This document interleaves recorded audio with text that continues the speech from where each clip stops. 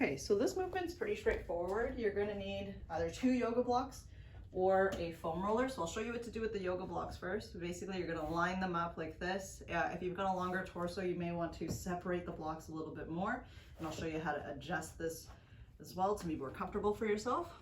You're gonna sit down with your hips on the ground, and you wanna position it so that when you lay back, the edge of the block is going to meet you in the middle of your back here, where your thoracic spine starts. So you can use your hands to guide you back down, and you may need to adjust a little bit too. If your blocks are really rigid like mine and that's uncomfortable for you, you can always throw a blanket on top of the blocks too. So come back, and ideally you want your head to be resting on the block. So like I said, if you're a little bit taller, you can always separate the blocks. If you find it uncomfortable to come all the way down like this too, you can position the blocks up onto the side or even like this, and then rest your head on that. My preference is to stay pretty low though.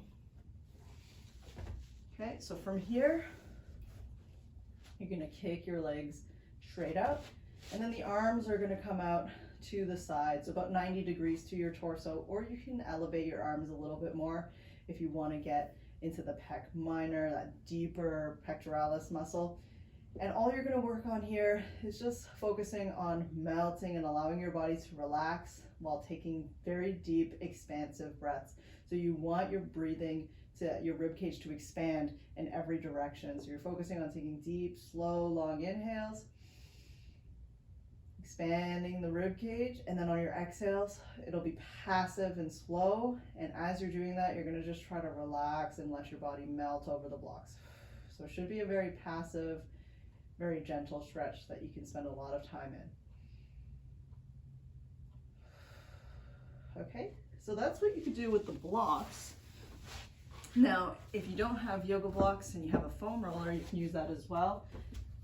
My preference is to use the blocks. The foam roller is not as comfortable, but it still gets the job done.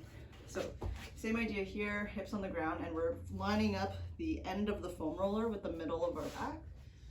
So here, I find it a little bit harder to control, but it still does the trick. It's a little bit more expansive too. So head is still resting, legs come out. Make sure you're stable and not rocking too much from side to side before we open up the arms.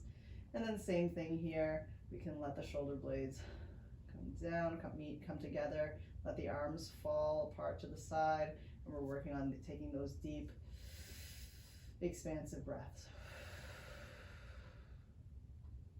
All right, give it a try.